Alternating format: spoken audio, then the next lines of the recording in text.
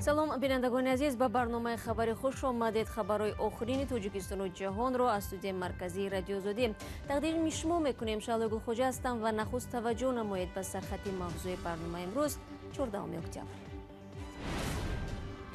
мавлуда рафиева хабарнигори тоҷикро дар шимоли кишвар зери чораҳои шадиди бедоштӣ ба хок супориданд.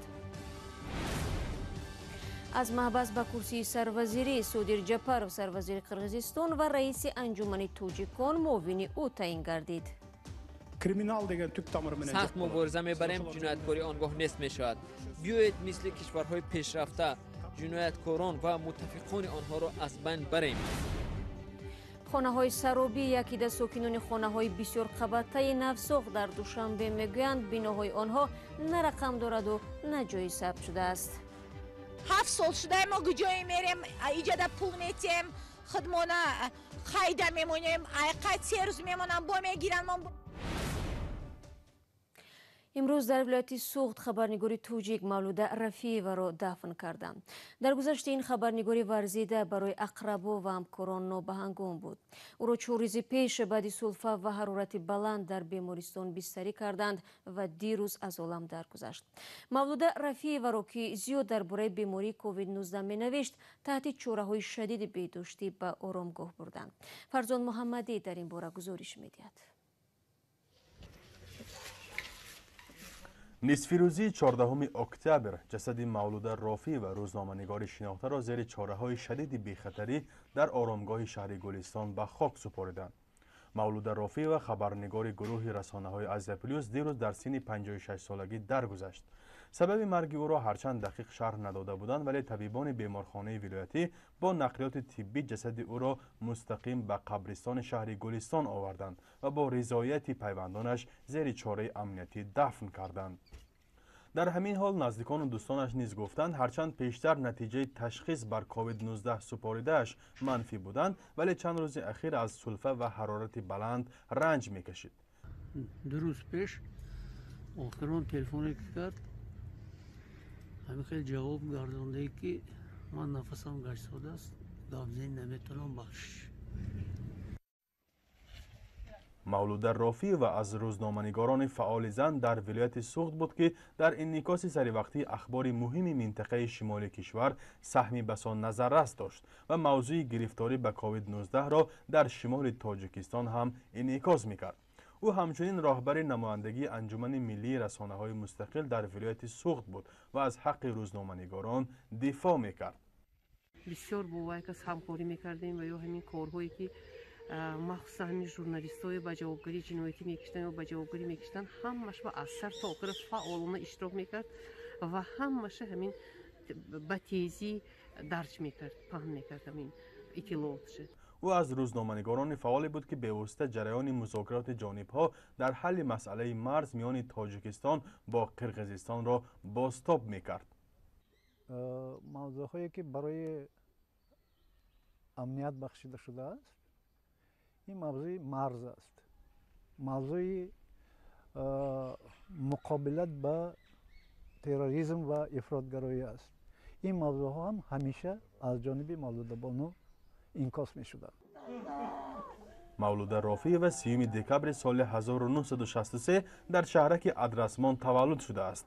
ҳудуди 20 сол инҷониб ба ҳайси хабарнигори хабаргузории Азия плюс дар вилояти суғд фаъолият дошт ва дар ҳалли садҳо мушкили ҷомеаву минтақа матлабҳо ба нашр мерасонд. аз ӯ 4 фарзанди баркамол низ боқӣ монд. фарзон муҳаммадӣ, радиои Озодӣ, шаҳри Гулистон.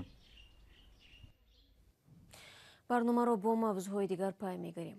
эмомалии раҳмон ки дар интихоботи президентии 11 октябр мақоми худро ҳифз кард, баъди маросими савгандёткунӣ бояд ҳукумати феълиро ба истеъфо фиристад.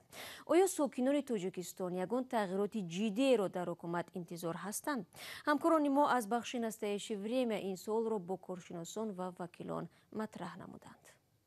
аз охирон тағйироти кадрӣ дар ҳукумати Тоҷикистон вақти зиёде нагузаштааст. аз оғози соли равон вазири кишоварзӣ, раисони кумитаи забон ва истилоҳот ва кумитаи ҷавонон ва варзиш аз мансаб барканор шуданд. моҳи май вазири тандурустии кишвар ҳам иваз шуд.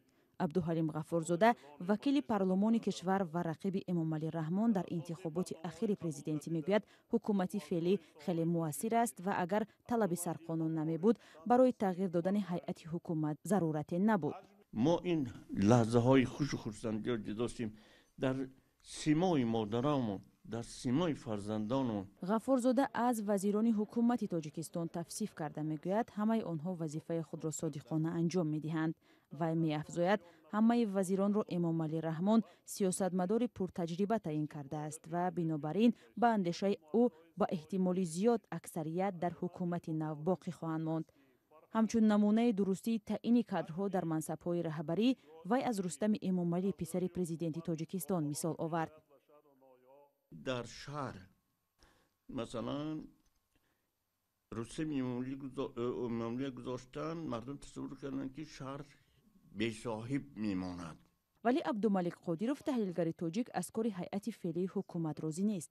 ба гуфтаи вай ин гурӯҳи мансабдорон натиҷаи сиёсати нодурусти кадрӣ аст ва ҳама тасмимҳо танҳо аз ҷониби як нафар гирифта мешаванд.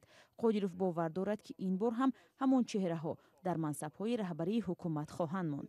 зеро мегӯяд ӯ дигар ягон кас ҳам нест.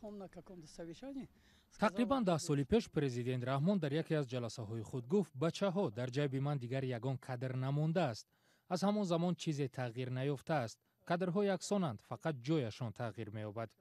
онҳоро аз як ҷо ба ҷои дигар мегузаронанд. набуди кадр ё мутахассисон ба ин маънӣ нест ки дигар умуман кадри нав нест, балки ин ба навъҳаи таҳияи нухбагони сиёсии кишвар вобаста аст. меъёрҳои асосӣ ба гуфтаи таҳлилгар садоқат ба як нафари мушаххас аст. мутаассифона дар интихоби кадрҳо сатҳи касбияти онҳо ба назар гирифта намешавад. баръакс ба он таваҷҷӯҳ мешавад ки то куҷо шахс ба боло ва ё онҳое ки дар боло ҳастанд садоқат дорад. бо ин ҳама ҳукумати Тоҷикистон бо шумули сарвазир, муовини аввал, муовинон, вазирон, раисони кумитаҳои давлатӣ то ташкили кабинаи нав дар курсиҳои худ мемонанд ва фаъолиятро идома медиҳанд. ҳамҷонибдорони ҳукумат ва ҳам коршиносони мустақил аз тағйир ёфтани кабина ҳам дигаргунии зиёдеро интизор нестанд. ягона тағйироте ки дар ин самт хоҳад шуд ҷойи ивазкунии ҳамон чеҳраҳои қаблӣ ва аз як мансаб ба мансаби дигар рафтани онҳо аст. румёрем ба қирғизистон. сарфи назар аз мухолифати президент Сооронбой Ҷэймбеков ба таъини Содир Ҷапаров ба мақоми сарвазирӣ ӯ аз тарафи парламенти Қирғизистон ба ин маснад пазируфта шуд. вакилони қирғиз ҳамчунон муовини Ҷапаровро таъин карданд ки замоне раҳбари ҷамоати тоҷикони муқими Қирғизистон буд. дар пай интихоботи парламентии 4 октябр Қирғизистонро мавҷи эътирозҳо фаро гирифт. дар натиҷа сарвазир ва раиси парламент ба истеъфо рафта чандин мақоми муҳими ниҳодҳои қудрати ҳам барканор шуданд. ин ошӯбҳо Содир Ҷапаровро аз утоқи маҳбас рост ба курсии сарвазирӣ нишонд. тафсилоти сохтори ҳукумати нави Қирғизистонро аз Кавмарси Атто мешунавем.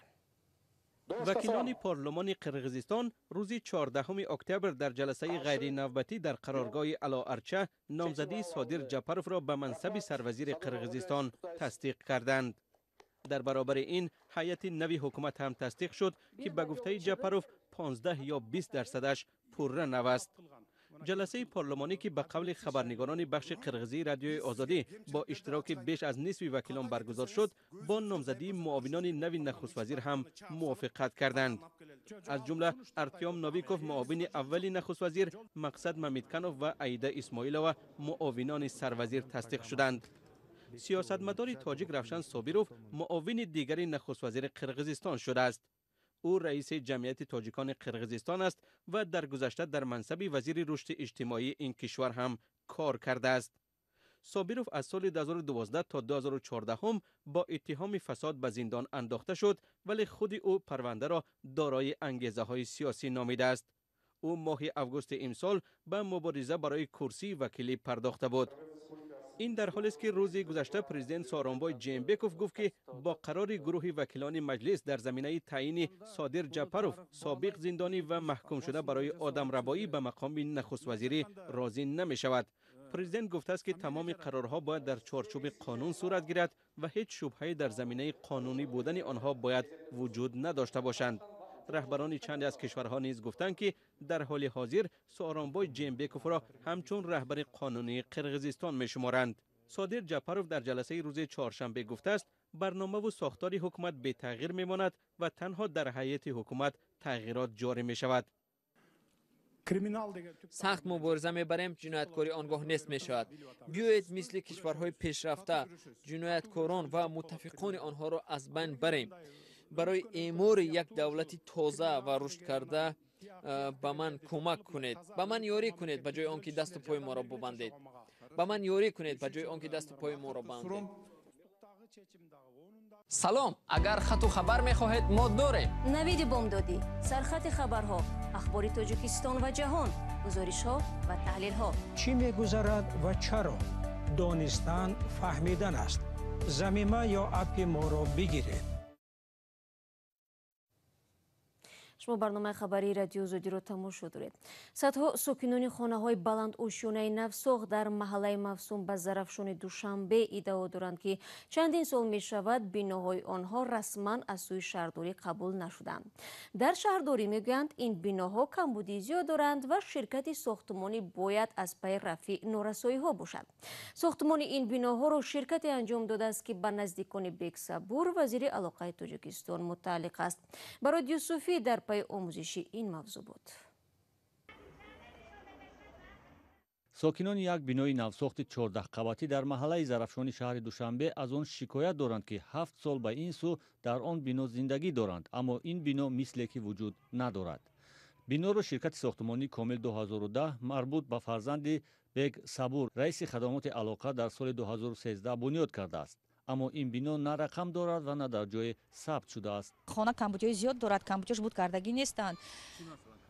مثلا майдончаи кӯдакон нест дар инҷо, теплотрасса гузарондагӣ нест дар ин хонаҳо, биноҳо тамоман обод шудагӣ нестанд дарунаш.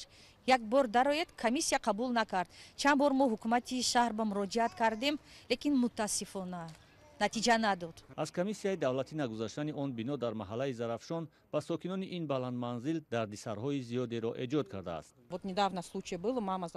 чанде пеш ҳолате шуд модарам касал шуданд. мошини ёрии таъҷилиро даъват кардем. ёрии таъҷилӣ бо навигатор ҳам натавонист хонаи моро пайдо кунад. маҷбур шудем минтақаи ҷойгиршавиашро фаҳмонем ки наздики дарвозаи ҳисор ва ба ин монанд. бинои баландманзиле ки ҳамагӣ чанд сол пеш бунёд шудааст ба харобшавӣ шурӯъ кардааст. таххонаи бино пур аз об аст.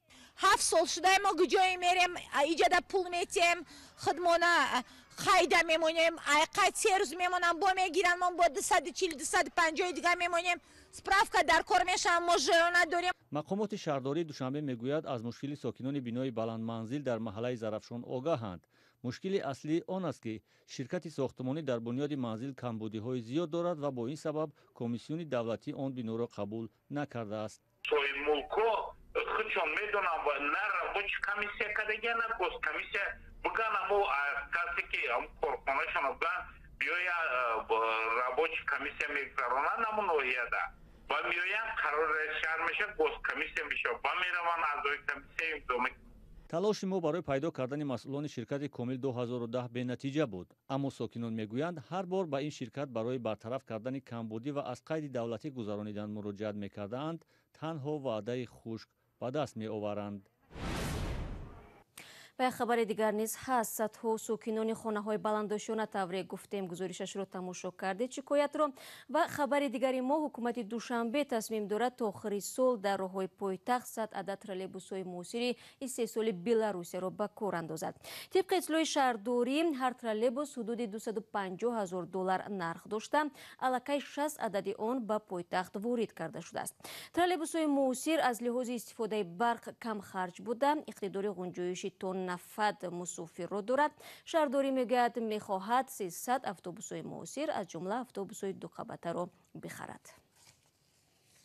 барномаро дар ҳамин сонияҳо ба поён мебарем. ташаккур барои ҳамроҳ будан. бинандагони азиз, то суҳбати баъдӣ метавонед зери нишони www.ozodi.org аз вебсайти радио озодӣ истифода баред. наворои ҷолиб дар озодӣ видео канали мо дар ютуб гузошта мешаванд.